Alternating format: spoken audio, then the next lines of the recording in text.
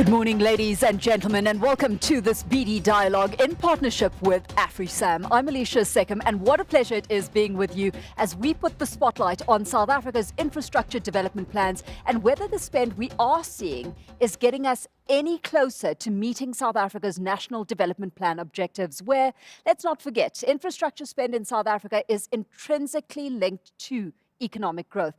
The key question at this stage: can infrastructure spend still be South Africa's saving grace?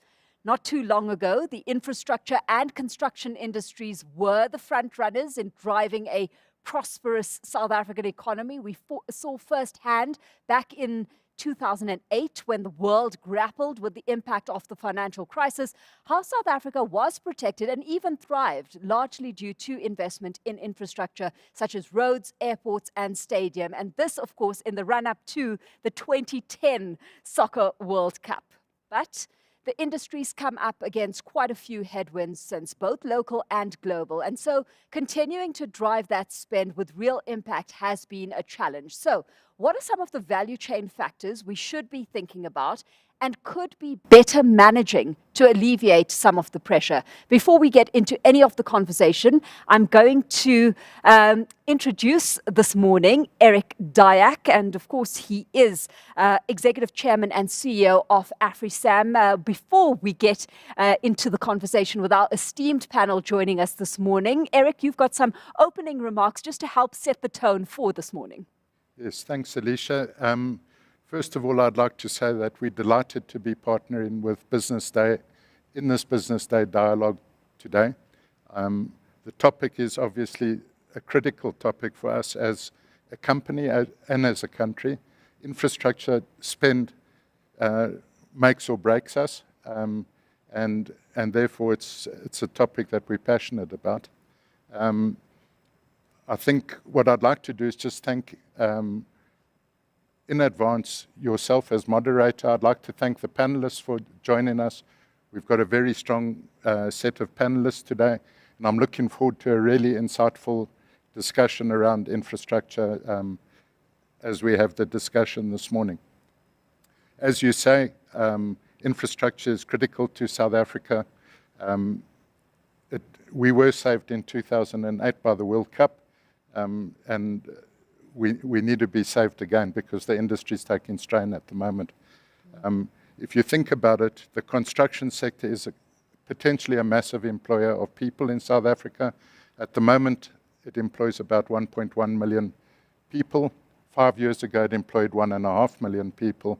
We need to restore those jobs, and we really do need to restore the part of the economy that we can change. So we need to have these discussions, and we need to deliver in the construction sector. From our point of view, we are a cement business. We also a construction materials business, so we supply ready mix and aggregates. And our construction materials business is at the sharp end of the lack of infrastructure going on at the moment. So we feel the impact of very little construction at the moment. And having said that, we're fortunate at the moment in that we participate in some projects on the N3 highway in KZN, where we see the green shoots. If there's work, suddenly our business looks a lot better. We want to see a lot more projects being rolled out, and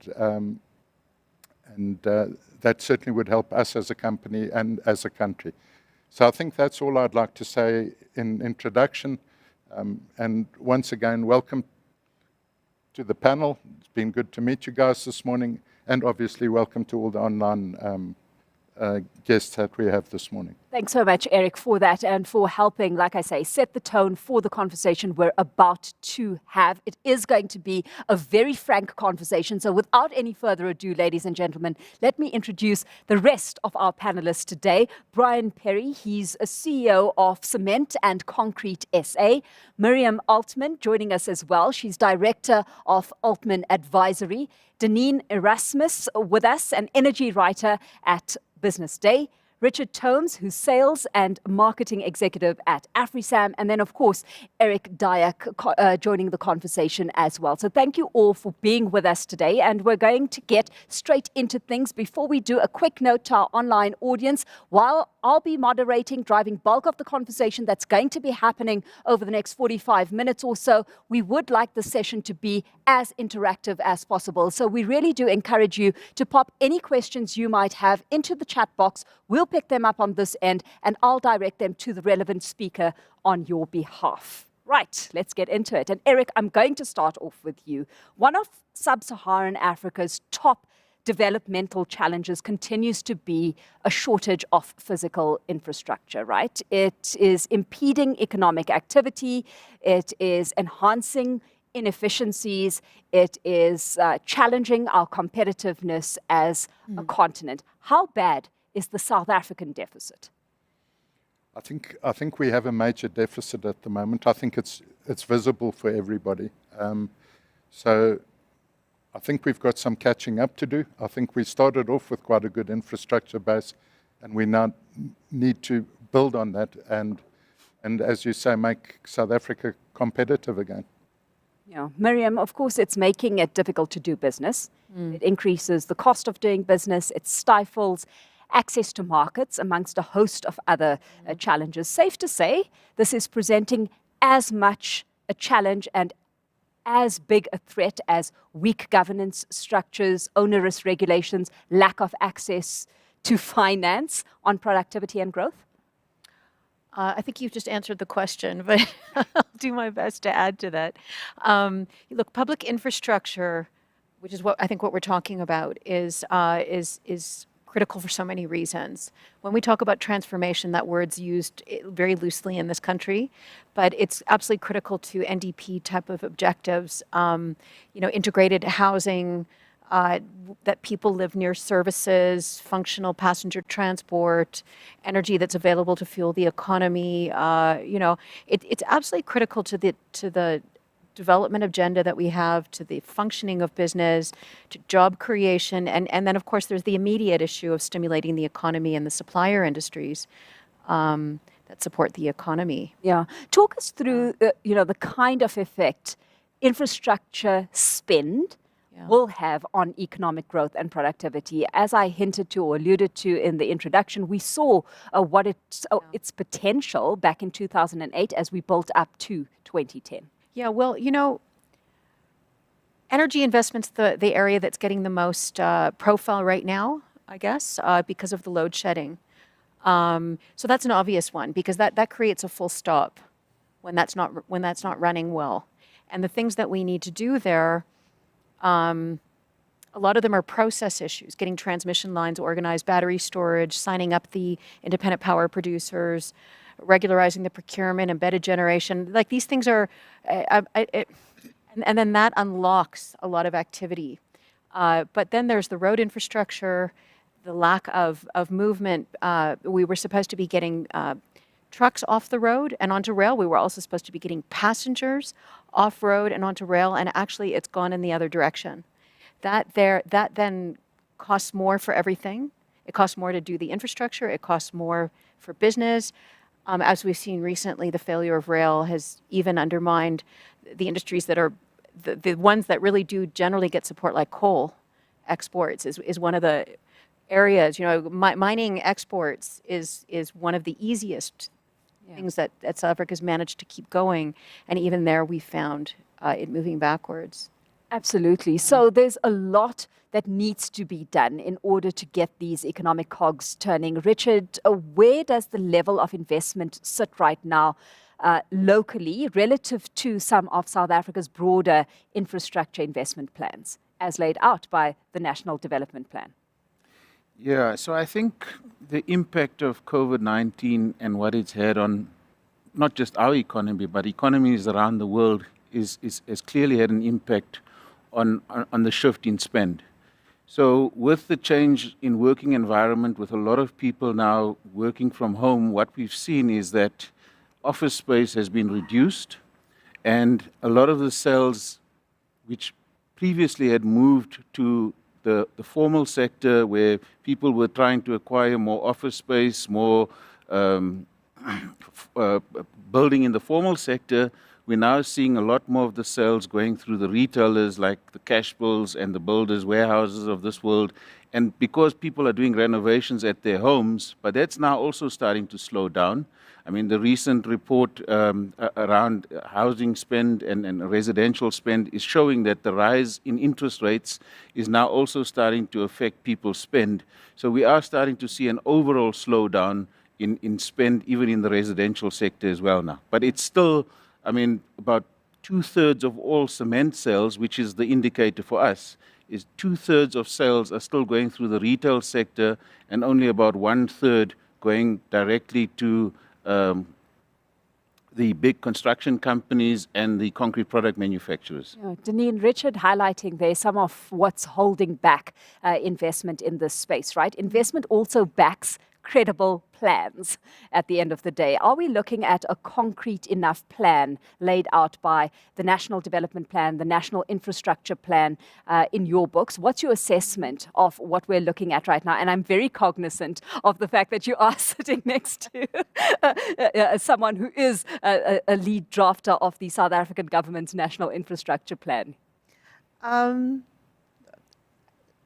think the problem in South Africa has never been writing a good plan.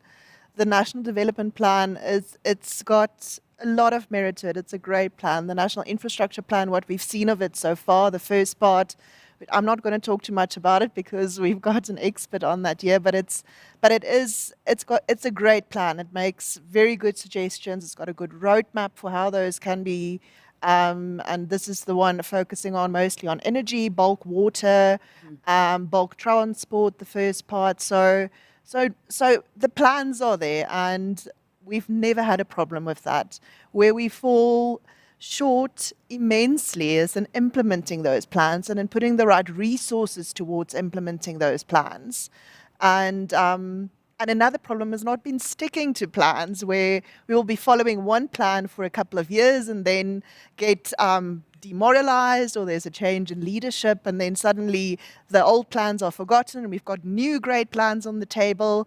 But again, those plans just don't get implemented, they don't get supported. Yeah. What is some of the feedback, Miriam, that you've been receiving? Because we've had Public Works and Infrastructure Minister Patricia de Lille gazette the National Infrastructure Plan 2050. It's now open for public comment, right? And please don't imagine that I'm the only one who should talk about it. In fact, that's completely the opposite of the ethos, just to say.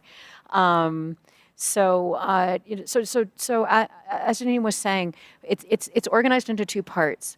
The first part was on bulk infrastructure, because delivering these kinds of infrastructure is very different, and so we wanted to separate them out. Bulk infrastructure, as you've already outlined the sectors, and now out for public comment. And if I could just say that the comments are due December 9.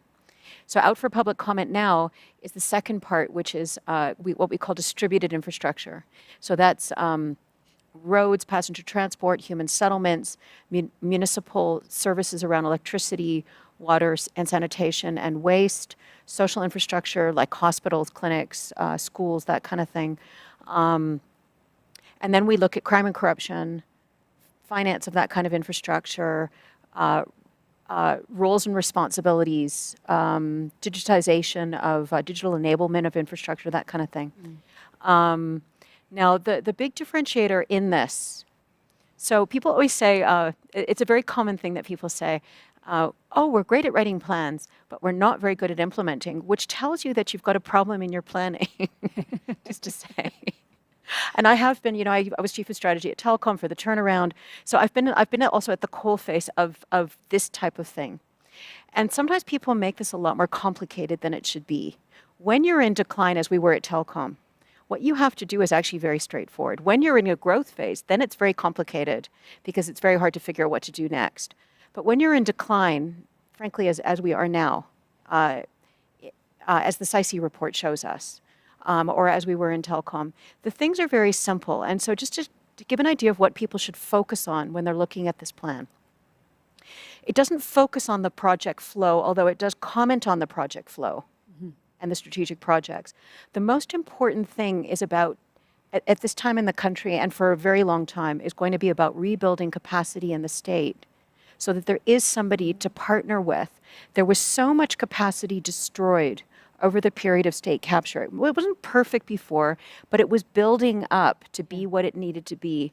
And then it was really decimated over the period of state capture, as we know, and as we now well know, because it's now very well reported on. But when you destroy the procurement function to be able to steal, it's a very fundamental function in the infrastructure delivery. It sounds mundane, but it's one of the most important functions, procuring the infrastructure, because what happens is the state pays for it and procures the private sector, and that function was juniorized and decimated. Yeah. The leadership of these institutions was decimated and cleaned out. The human resource management, the performance management, all these critical things. Now, the analogy to telecom is that was the first thing we fixed. We elevated the procurement function to an exco function and took it out of the shadows and made it a very serious function and a strategic function. So you create resilience in the institution. You may not be able to get the people behind you, but you can short circuit what happens ahead, right?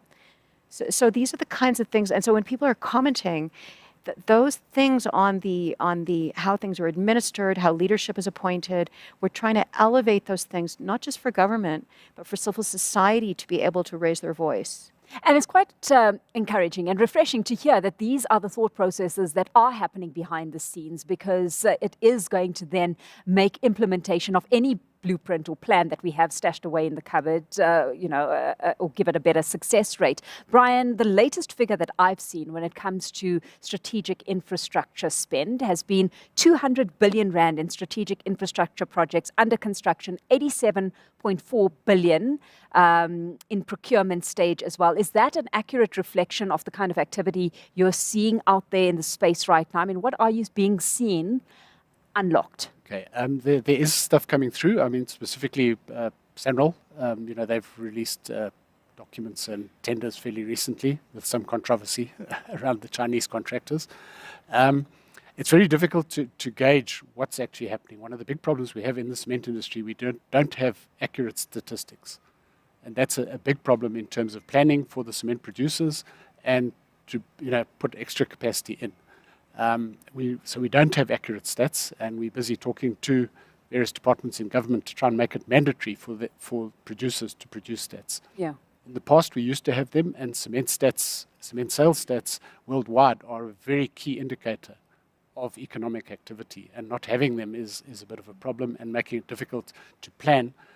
All this infrastructure spend, as Miriam said, is coming through, but if we've got no idea on how it's going to flow, it's actually very difficult for the cement companies to gear up to actually then be able to supply. And that's what happened in 2008, 2010, where we had to import cement because all of a sudden there was this massive spend and not enough capacity. Absolutely. It's quite surprising that we don't have data sets like that available and on hand, because it influences impact planning and investment in every way. Eric, do you have any better sense of where investments are happening right now? Who's spending where? I think, as Brian says, Sanral are probably the biggest deliverer of infrastructure at the moment. Obviously, we've talked about Eskom, but I think those projects are kind of coming to an end. There's obviously a screaming need in the water sector, which has got to happen quite soon. But it is very hard to gauge, and it's certainly not shown in the customers we're selling to at the moment. Yeah. So, as Richard said earlier on, there's a dearth of bulk cement going into the construction industry. That would be in the form of buildings and civil works. It's just not happening at the moment. So we need to get things going, and critical to that is actually government infrastructure spend. I think the private sector spent a lot more. I think for us, gross capital formation is one of the key indicators. That is around about 13% of GDP at the moment. It should be at least double that. So I think that just highlights how big the deficit actually is. The target is what? It should be about 30%. 30% by 2030, right? Yeah. So standing far from that right now. When you don't have data sets like that, Richard, I mean, is it hard to extrapolate just how much of a difference the construction activity we are seeing in the economy is actually making when it comes to aspects like job creation and overall economic development? Yeah, I mean, to Eric's point, let me just add one other part where we are starting to see an uptick in spend is also on the renewable energy side. So wind farms, solar energy projects. And I think what was encouraging about the COP27 that we've recently seen in Egypt is the funding that's been made available for many of these projects to start taking off. So there is a big focus on climate change and making sure we move from fossil fuels to renewable energy. I mean, as an industry, we are also focused on that. So we think we will start to see more spend coming through as far as that's concerned. But, I mean, to your point, you know, the fact that, you know, post the 2010 World Cup, you know, the unfortunate situation around what happened with the construction industry and the fines that they had to take as a result of, you know, the collusion that happened, we didn't see a recovery from the construction sector after that. The likes of Murray & Roberts, Group 5, you know, all the big construction I think the only big one left in South Africa now is Wilson Bailey Homes. Yeah. I mean, these Sanral projects have now been awarded to Chinese contractors, which raises further concerns. I mean, you know, people are starting to question, you know, are we doing enough to advance local skills? If you look at the latest SAICI report, one of the things they flag there is a lot of the skilled engineers are retiring. Many of them have left the country. So we have a major challenge in terms of local skills. Then there's the issue of the construction mafia, which is another topical issue at the moment, which is causing a lot of projects to be paused and to try and deal with all of these localization issues where people are demanding that you appoint local contractors or local employees at certain projects. So all of these things, we have to find a way to get over them because they are holding back on getting these projects going, unfortunately. Exactly. So we've established the status and now we're getting to what the problem is, right? And I guess what we've got to highlight here is there's important distinction to be made that it's not just local factors impeding the investment that this sector could be seeing. Global challenges are coming to the fore and presenting themselves too, Richard. Yeah, I mean, absolutely. A year ago, none of us would have foreseen the Russia-Ukraine issue happening and the impact that that's had. So there are positives and negatives about that. I mean, the coal industry, some of the commodity industries in South Africa have certainly benefited from that. I mean, the spike in coal demand, even though we're looking to reduce fossil fuels and we're looking to use renewable energy, we're seeing what's happening in Europe where they're reopening some of the coal-fired power stations. So what's happened with the coal price between 2020 to where we find ourselves now, it's increased by between 600 to 800%. I mean, part of it is also impacted by the drop in currency as well. You know, the rand has obviously gone from about 15 to the dollar to over 18. It's now down to about 17.50. But local coal producers are now looking to charge export parity pricing. So the impact on local business is that it's adding to producer inflation because if you can sell coal for 3,000 Rand a ton by exporting it, why would you sell it to a local company for 800 Rand a ton? So that's one of the issues that unfortunately this Russia-Ukraine issue has impacted on us. The fact that we've closed our refineries has also impacted the asphalt and bitumen industry in South Africa. I mean, that cost of doing bitumen and asphalt roads has increased by over 40%. Diesel is a big challenge. I mean, the demand for oil around the world is a big issue. I mean, we've just recently seen what Eskom have announced about their shortages of diesel. So the load shedding as a result of Eskom not having enough capacity is also impacting business. So all of these things, you know, are interlinked somehow. So as much as we cannot control what happens in the international world, there are certain things we can do locally to try and fix the situation. So, Deneen, no surprises. The energy topic has come up now a couple of times, right? We've got reliable energy supply, really a key bottleneck. We've got it increasing exponentially, the cost of production as well. It has domino effects across, especially industries that are heavy energy users. What impact do you see it having on infrastructure planning and development? I think it's interesting in that, well, it has both that impact on other infrastructure, but also it is one of the key infrastructure focuses in itself. And the at least the short to medium term outlook is not good. I think it's a problem and a crisis that we are not going to solve in the next. We shouldn't expect load shedding to stop within the next year. It's just not going to happen. We just not have enough energy on the grid. The renewable projects, which are in development, are only going to start coming online in a significant way within the next 18 to 2 months to 2 years. So definitely, with any large infrastructure project, to even start planning on that kind of project, you need to have secure and affordable energy that we And to just don't implement have at the on any of the plans, this is the vital ingredient. And that it really just becomes sort of a problem to both ends, where it's on the one hand what we really need is to develop more energy capability and more energy capacity, but we don't have the energy to develop additional energy capacity. And so I think one of the solutions that we really need to start looking at there is we need to look at what we really can achieve in terms of local procurement, and that's especially true for new renewable energy projects. And this is something that's already being addressed in the new, and as was announced by President Cyril Ramaphosa in his energy briefing in July, is that there will be some extent of relaxation in terms of local procurement, which is of course not what the cement producers necessarily want to hear. But we definitely do not at the moment have the capability or the capacity in South Africa to do it by ourselves. We will need to relax those rules. We will need to import critical inputs if we want to move forward. Yeah. Miriam? Yeah. So maybe I could just take that forward a little bit.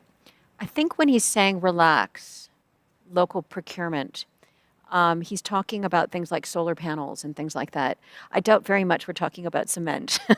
I think I would assume, because it's so heavy and for a whole host of reasons, I would think that that's not the thing that we're talking about. I think we're talking about stuff that we may not have the current capability or scale economies for. Mm-hmm. And so rather than holding up those projects, so it would be in those areas.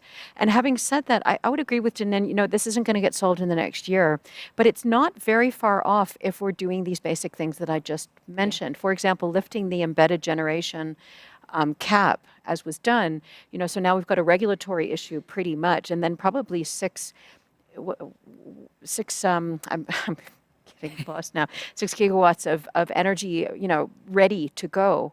And, so that's just one example. Municipal procurement, getting the round 5 signed up, getting round 6, through the door and signed up at the right price.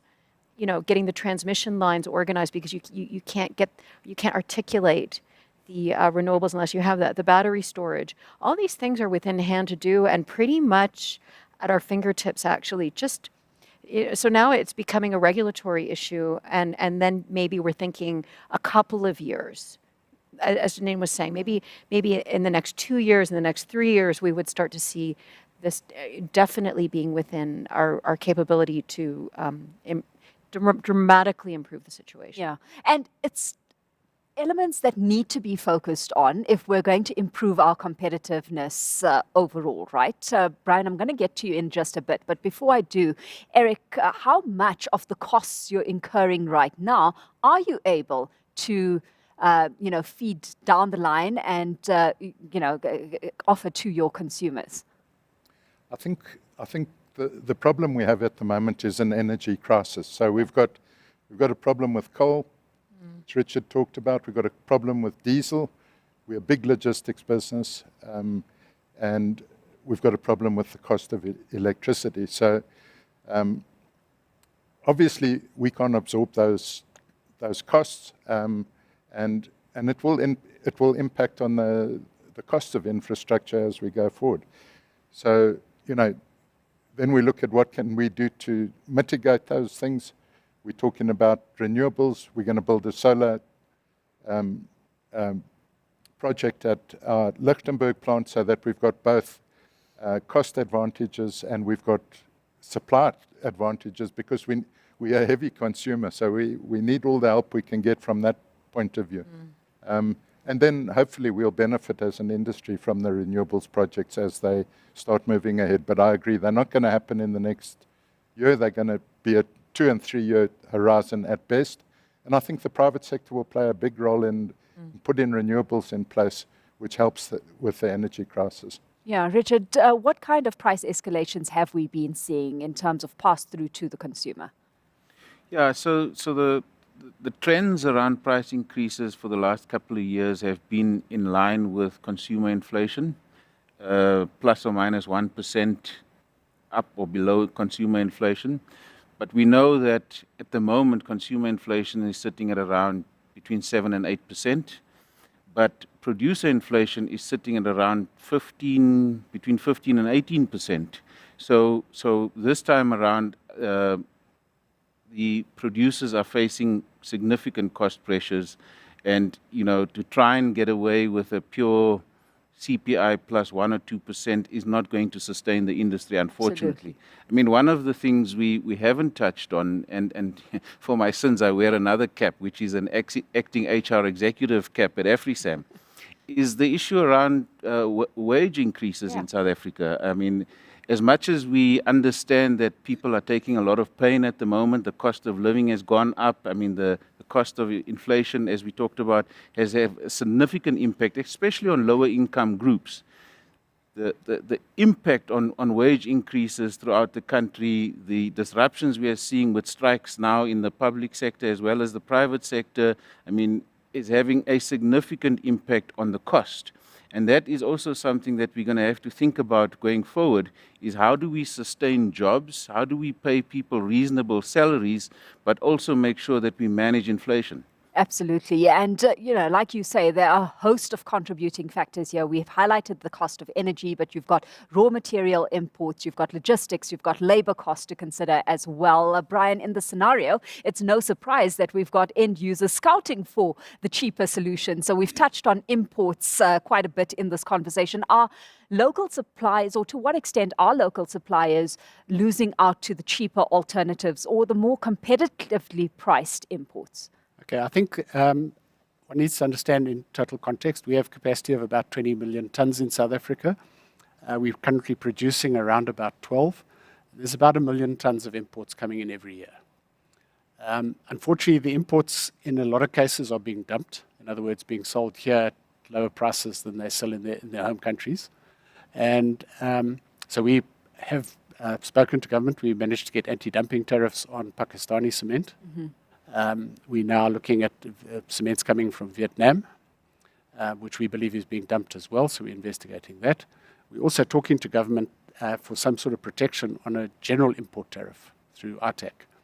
We're busy with that application to try and get a general import tariff. And the reason for it is we believe that the importers are competing on an unfair basis. Firstly, they don't have mines or quarries, so they don't have to comply with the mining charter requirements. They don't have the social labor plans that the local producers have to put in place. They don't pay carbon tax, which the local producers pay. And so there's a lot of problem with that. And there's now a bigger threat also coming from, there's a big Chinese cement factory in Mozambique that's already starting to push stuff into the Mpumalanga. And there's a potential problem from Namibia, where the capacity there is way higher than the demand. So there's a chance that cement's going to be coming in from that way. Yeah. And, we say that because of all the cost increases that Richard's saying, we're not competing on a fair basis. So there should be some sort of import tariff to try and balance it out. Crowding out of local suppliers aside, are you worried about quality of infrastructure? Yes and no. There are some problems. Cement is a compulsory standard in South Africa, and therefore you have to have a letter of authority in other words, approval from the national regulator for compulsory standards for cement. We're not convinced that the NRCS is always carrying out their investigations properly, that they are testing and sampling all the cement.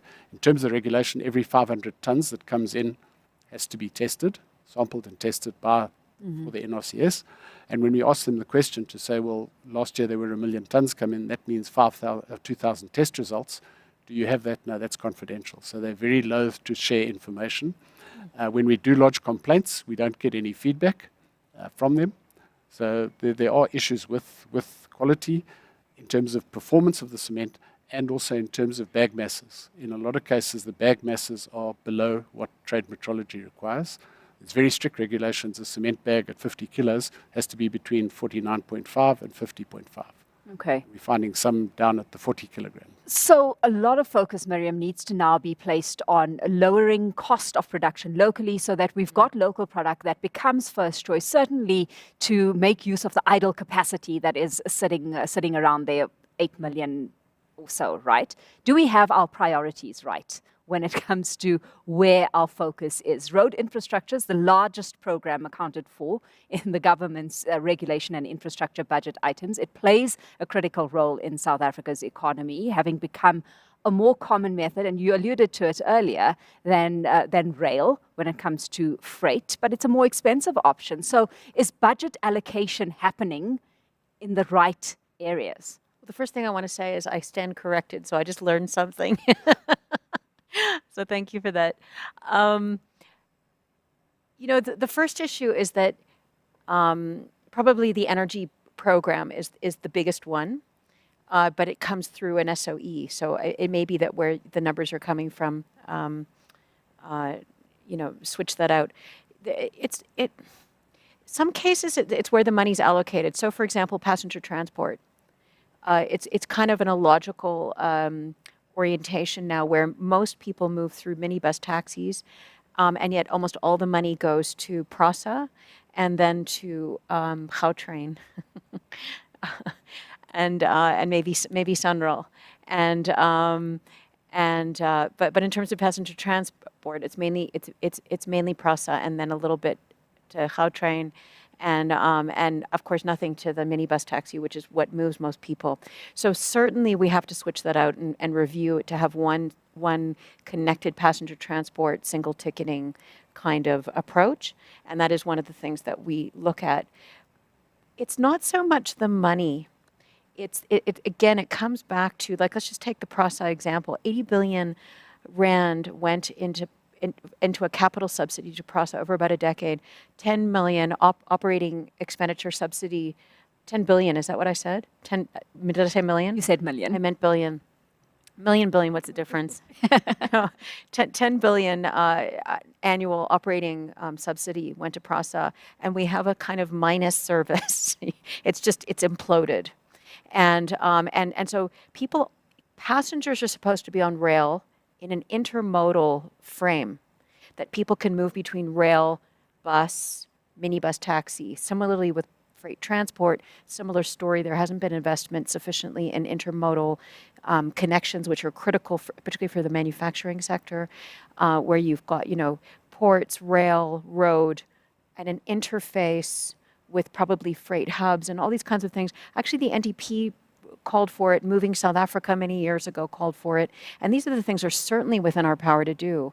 And the NIP, again, lifts it up and hopefully, again, deals with some of the administrative issues that seem to slow these things down. Yeah. But just to take the PRASA example, so our problem right now is not money. Our primary problem is not where the money is allocated and having sufficient amounts. There's definitely sufficient amount of money. The problem is how we get value out of the money we spend. That is, I'm not saying that the money's not a problem and its allocation is not a problem. I've just lifted. We don't want to pour the money into leaking buckets. It's not even just it's partly a leaking bucket, but it's again, this is why I'm referring to the public admin issues that may seem very mundane and boring, but they are absolutely critical to starting to get better value for money. So in the National Infrastructure Plan, again, a lot of the team that I'm working with, they're being pushed to show examples and try to see simple ways that you can get better value out of the money that you're spending. For example, more road maintenance, and that already is in the National Infrastructure Plan draft. More effective road maintenance would have a huge impact on improving the efficiency of road expenditure. Yeah. As an example. And frankly, we should be getting trucks and people off the road. So in fact, you probably don't want to spend more on roads. You may want to spend less, more efficiently. We make suggestions about passing some of the functions around rural roads and non-designated roads and provincial roads over to Sonral. So whatever the issues are that we've seen of late around procurement, it is the most effective institution of delivery. So we're saying it does happen now, but informally, and they don't get budget. We're saying, to your point, let's make that more formal, passing those functions on where we know we have a problem. That would in turn support farmers and a lot of the rural industry, because they're not getting service, whether rail or road. Pass it on to Sanral. Make sure that budgets are, commensurate budgets are passed to Sanral also. So again, what happens? The function goes to Sanral, but the budget doesn't come over. So what are they meant to do? Yeah, See? absolutely. So let's formalize that. That's an example of the kind of mundane recommendation that gets made that would really move the dial, actually. So Eric, where transporting product to customers and infrastructure projects is a large part of your business then, how's the poor rail system impacted infrastructure development as you see it? So if you look at our business, our biggest cost actually is distribution costs. We're moving a heavy product around the country. And what we've seen over the last 5 years is rail volumes have moved to probably double the loads go on the road than go on the rail, whereas 5 years ago that was 50-50. So we need a big shift there. And this has been compounded by the side effects of the Ukraine, where every ton of coal is now being exported, and it's been, because Transnet's not coping, they're trucking coal to Maputo and Richards Bay. That creates another problem because we can't even get trucks now. So apart from the costs, we've got a logistics problem in terms of procuring trucks. So if ever there was a time for Transnet to shine, it is right now, and they're not shining, which is a tragedy. Absolutely. Well, we're going to now get to the call for action because we've highlighted the challenges, right? So what needs to be done? And I'm going to blitz through it, cognizant of time and the fact that we do have questions coming through from our audience who are joining us online today. Miriam, we need to see an addressing of then various supply chain pressures, right? If infrastructure and construction activities are ever going to play a meaningful role in South Africa's growth story. So what supportive initiatives would you like to see being put in place? So as I've said, what we're trying to do through the National Infrastructure Plan is to rebuild capacity in the state to become more dynamic and to be able to partner. Fundamentally, public infrastructure is delivered. The state, as I said, the state pays, currently the model, the state supplies the resources, the planning, procures, and the private sector delivers it. That's how it works. The state doesn't deliver infrastructure. I mean, it's just a physical fact. There could be more partnerships and alliances, and we refer to that in the plan, more open approach to the way it partners, but that requires a certain minimum capacity on the side of the state. I often hear, particularly from the private sector, just let the private sector do it because the state isn't functioning, but it physically can't happen that way. It is physically impossible for that to happen because this is state money. The private sector isn't going to do public infrastructure on its own without the state, simply because of the time horizon, the cost, the risk, the public interest set of issues. It has to be state and private sector partnering. And then we make a whole host of recommendations which would become cabinet approved, around specifics around leadership, technical capacity that's required, oversight, transparency, which enables accountability, we make very specific examples and performance-driven approaches to getting better delivery out of the state. Yeah. That's not too abstract. No, not too abstract, and it touches on or answers in part a question that has come through from an audience member this morning. What can South Africa and the private sector do to make infrastructure happen? A lot has to happen in terms of institutional capacity before the private sector can run forward. Brian, what key factors do you see assisting the cement and concrete industry to accelerate, infrastructure development at the end of the day? I think there's a number of things. The first one I mentioned, imports coming in. Obviously, we need protection from the imports. We tried through DTI to get cement designated. In other words, that for government-funded projects, only locally produced cement can be used. That happened in November last year. Unfortunately, with the Preferential Procurement Act being declared unconstitutional in February this year, that went out the window because national government cannot dictate to local, provincial and SOEs what their procurement policy should be. So the new act that came out now just recently, there's nothing in there about procurement and local procurement. Certain SOEs like Sanral already have it in all their tenders that you have to use locally produced cement. And obviously now we need to, in the past it was easy, national government dictated. Now you've physically got to get each government, provincial government, municipal department and SOE to actually try and put that in their thing. So if we could get localization and more protection from the imports, unfair imports, in other words, the ones that are being dumped in South Africa. Richard, if we look at industry demand as it stands right now, post-COVID, and the ability for South Africa and industry locally to cater to that demand and extrapolate from that, do we have sufficient capacity to meet demand should infrastructure take off in South Africa? And I'm going to tie a viewer question into that question. How can the private sector assist or facilitate the lack of engineering skills in the public sector, preventing projects from being released or poorly adjudicated and administered? Okay, so let's start with the capacity issue. And maybe just to give some context to this. So in the run-up to the 2010 election, capacity in the country was at about 8 million tons. And we saw a spike between 2002 and 2010. Demand shot up to in excess of 15 million tons, and local producers were forced to import because it takes between 3 to 5 years to build a cement plant from scratch. You need an environmental impact assessment, you need to get the funding, and it costs anywhere in the region between 4 and 5 billion rand to build a new cement plant from scratch.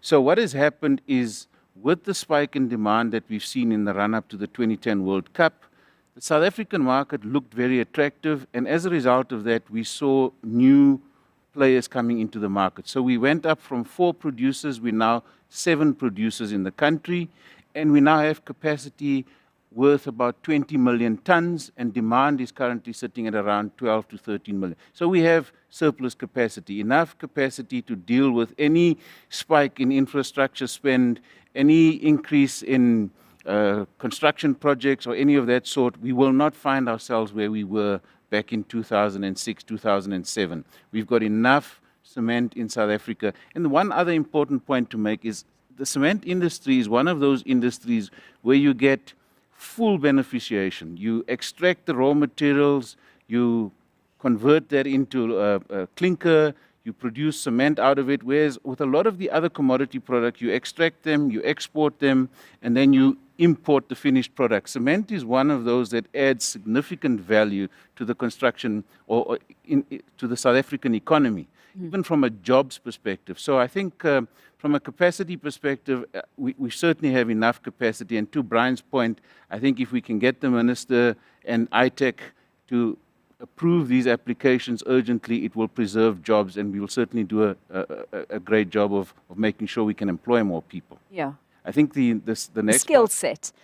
So looking at skill set, especially in the public sector, that's preventing projects from being released or poorly adjudicated at the end of the day. Yeah, so one of the things that we have to comply with as part of our mining right compliance is we have to have social and labor plans. And in those social and labor plans we've got skills development and a whole host of things that we need to invest in. And I think it's the making sure that the investment gets directed to the right areas that are needed within the country, making sure that if I look at the latest SAICI 2020 report, it shows there that we certainly are seeing a lack of engineers, a lack of civil engineers, a lack of technologists, technicians. I mean, we're even seeing it if you listen to Eskom. What are some of the challenges facing Eskom around maintenance is the lack of skills. So I think we need to start to prioritize where do we spend the money to make sure that we have the skills to be able to deal with the maintenance challenges that we are facing. The approval of projects at municipal level. I mean, I was shocked last night to see in the report I read, there's hardly any municipality in South Africa with an engineer employed. I mean, we need to see municipalities having qualified engineers able to make sure that the quality of projects that are being approved are properly vetted, properly looked at, properly approved. So I think there's a big challenge there, and we need to spend money on those. So a very direct question that's come through on that, Richard. How do we then uplift our skills when we require the experience upfront? Yeah, it is around the cost challenge. So obviously, if we're able to onboard people to do job shadowing, I think that's the challenge we face is with the cost pressures that the industry has right now. Getting learnerships in place, making sure that you can, once these learners have completed their training, to give them opportunities to gain experience. If we're able to do that, and that can only happen when the industry starts to thrive. Mm-hmm. When the industry starts to be more profitable, you can start to embark on all of these projects where you start onboarding learners, give them opportunities to gain experience, and it is something that our country needs, definitely.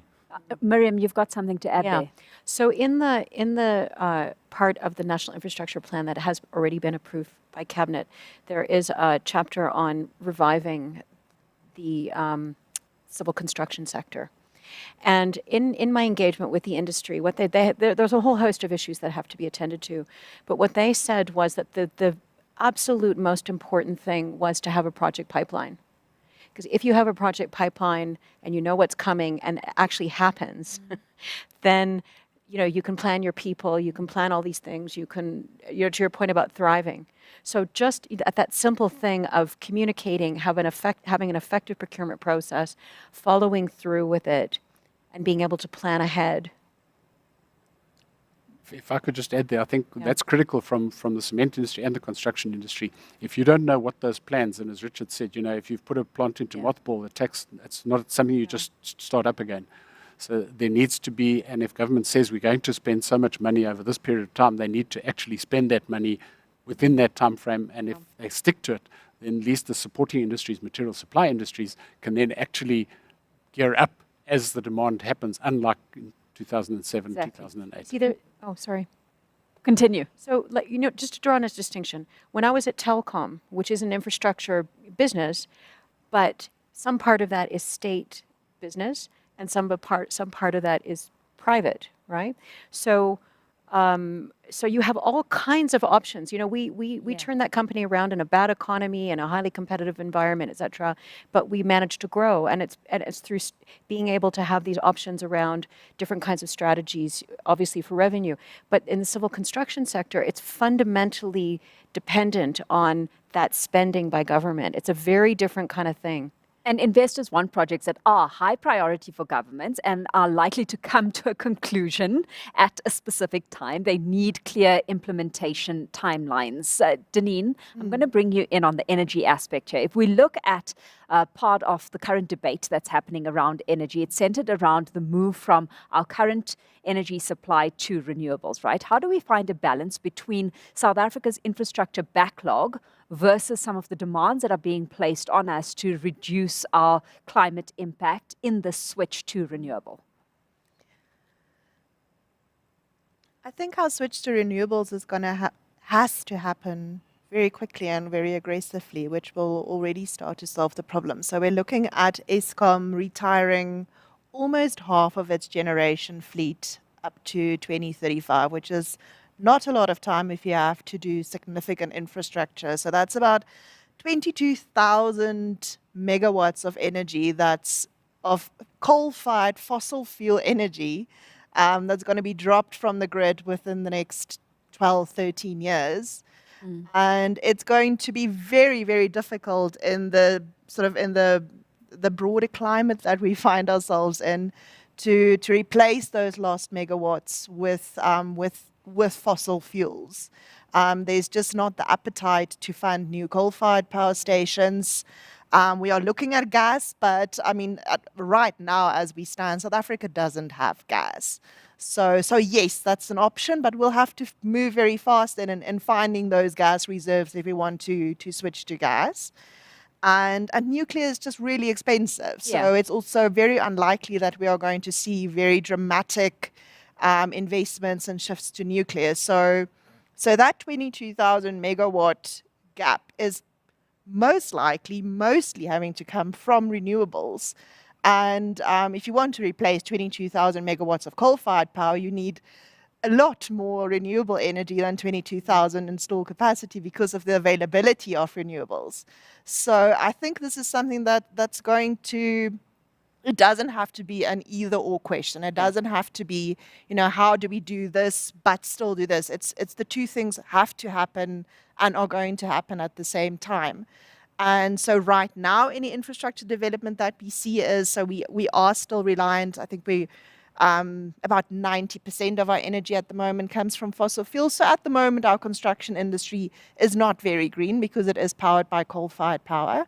But that has to and that will change very rapidly. And also just not just in terms of what powers our development, but also the type of development that we see and how to make that more climate resilient. We saw with the floods in KZN earlier this year that really a lot of our infrastructure is not ready to sustain the onslaught that we are going to see from more severe weather. Yeah. So in planning our infrastructure going forward, it's also very, very important to make sure that that the new roads that we build, any new bulk infrastructure, that it is resilient enough and that it responds to what will be a much more volatile natural environment that it will have to subsist in. Okay, so if we move from that end to the opposite end of the continuum, Eric, how much of a low-hanging fruit opportunity is it getting to grips with sheer maintenance of infrastructure? Because we know that's going to take time. We say rapidly, but rapidly will happen. Rapidly in 5 or 10 years. Exactly. So low-hanging fruit that we could be, grasping on at this point. Well, I think if you look at our road infrastructure, for example, that's got to be low-hanging fruit. You only have to look at the roads. Yeah. So if you do proper maintenance, there's an opportunity there which we should take advantage of. How do we go about changing the maintenance game? Because we're clearly not getting that very right. I think possibly in the past, SANRAL has been a great development agency in terms of roads. I think maybe we need to start pulling back road maintenance towards SANRAL of not the national highways, but the other stuff. I think we touched on that a bit earlier. So, and I think we actually just need to do the job properly. And there we need the skills that we talked about earlier on. I think if we can promise a future for young engineers, because there is a future in infrastructure, they will stay here. I mean, the quickest way to stop the shortage of skills is to stop the bleed of engineers and things that are going to Australia and other places like that. If they can see a future, they will stay in South Africa. Yeah. We all want to stay in South Africa, so let's do it. Brian. If I could just add to that, SANRAL, as I think Miriam mentioned, they started taking over a lot of provincial roads in terms of maintenance and that, but not necessarily with the funding. SANRAL a few years ago was voted probably the best roads agency in the world, and they've maintained it. But they started off with something like 4,000 or 7,000 kilometers of national roads. They're now looking after 24,000 kilometers of roads. But the budget hasn't gone up appropriately, so they're expected to do that, but it's not happening. But I think if we could use that as a model and their road maintenance, the strategy, the way they do it, if that could be rolled out, it would have a huge improvement on provincial roads, not necessarily municipal roads, because that's a bit different, but provincial roads definitely. And then the municipalities, as we mentioned, there's just no technical capacity within a lot of the municipalities. Miriam, I'm going to try and squeeze one quick one in from an audience member. We urgently need to see a situation where infrastructure procurement is decoupled from the procurement of general goods and services by the public sector, including appropriate and apposite capacitation thereof. Is this under consideration? It's absolutely under consideration, and it is already in a plan that was approved by Cabinet. So there's no doubt. You see, what that question means is, just so your listeners know, is that infrastructure spending is an incredibly technically involved process. And then overseeing the delivery of major infrastructure projects. It's very different to procuring what they call pens and pencils and also all the random things that people have to buy.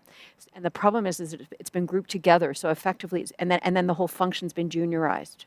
What you need is very high level technical capability to do this. So in fact, we make a whole bunch of recommendations which have been approved by Cabinet, actually. So they are the policy of the day and now need to be done, which would, just to take an example, that the procurement would be done separately, that there would be a certain minimum technical capability overseeing it. So somebody should be registered with the Engineering Society and have the experience of overseeing that kind of procurement.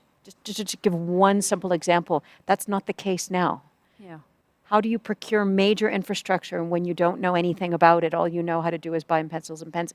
It's physically impossible. And just because I want to neatly tie this up, what's the reading on your confidence barometer right now when it comes to infrastructure spend once again being the saving grace for South Africa? Well, it has to be the saving grace. Infrastructure is, just by definition, fundamental to the transformation of the country. And there is a growing commitment to getting something done. I was brought in specifically to do an infrastructure plan like this.